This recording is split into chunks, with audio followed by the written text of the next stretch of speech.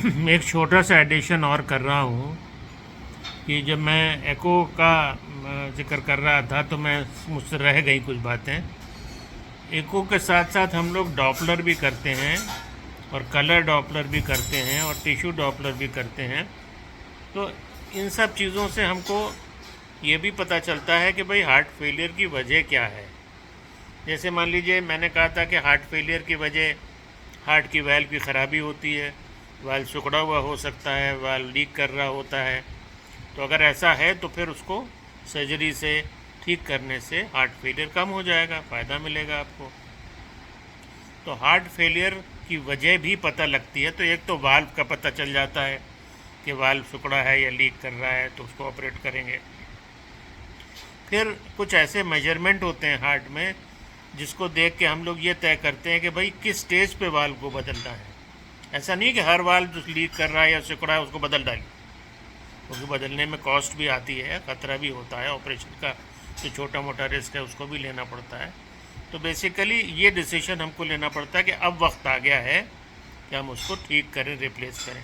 तो खैर अगर सांस फूल रही है, तकलीफ़ हो रही है, तब तो बदलना ही बदलना है।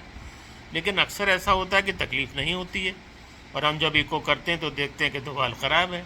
तो कैसे डिसाइड करें कि वाल्व को किस स्टेज में बदलना है? तो वो कुछ मेजरमेंट होते हैं जो इको के ज़रिए हम लोग पता करते हैं। फिर बहुत सी बीमारियां होती हैं जो हार्ट की मांसपेशी की, ऐसी रेयर बीमारियां होती जैसे हाइपरट्रॉफिक ऑब्स्ट्रक्टिव कार्डियोमायोपैथी है। उसको भी हम लोग देख लेते हैं कि भाई उसमें मांसपेशी कितनी मोटी है, उससे कुछ क्राइटेरिया होते हैं कुछ।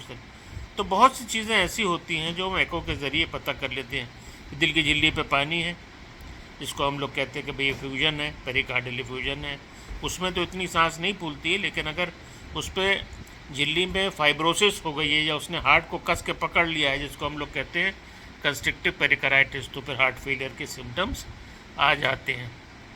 बहुत से ट्यूमर होते हैं हार्ट में जिसकी वजह से हार्ट फेलियर के सिम्टम आ जाते हैं, सांस फूलती। उसमें एक इम्पॉर्टेंट है ये ट्यूमर जिसको हम लोग कहते हैं मिक्सोमाज, एट्रियल मिक्सोमाज। तो वो ऐसे उसमें होते हैं जो गोल गोल ट्यूमर्स होते हैं जो कि हार्ट की वाल्व के ऊपर बैठ जाते हैं जाके, और हार्ट के ऊपर वाल्व जब बैठ जाते हैं तो फिर वो ऑब्स्ट्रक्शन करते हैं, कभी कभी लीकेज भी करते हैं, तो उससे भी सांस फूलती है हार्ट फेलियर। तो उसको भी सर्जरी से ठीक करना पड़ता है। कभी कभी वाल्व के ऊपर इन्फेक्शन हो जाता है जिसको हम लोग इन्फेक्टिव एंडोकाराइटिस कहते हैं, कि जो वाल्व जो हैं लीक कर रहे होते हैं वो खुरदरे हो जाते हैं, उसके ऊपर इन्फेक्शन जाके हो जाता है, तो इसको इन्फेक्टिव एंडोकाराइटिस कहते हैं।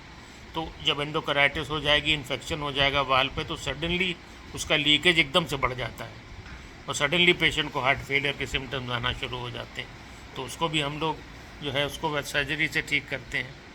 फिर जो वाल्व बदले जा चुके हैं एक बार, उसमें भी ख़राबी पैदा हो जाती है। भाई मैकेनिकल वाल्व हैं, उसमें भी इन्फेक्शन हो सकता है, तो उसकी वजह से भी हार्ट फेलियर होता है। तो मेरा कहने का मतलब ये है कि एको एक ऐसा इन्वेस्टिगेशन है जिससे तमाम चीज़ें पता लगती हैं।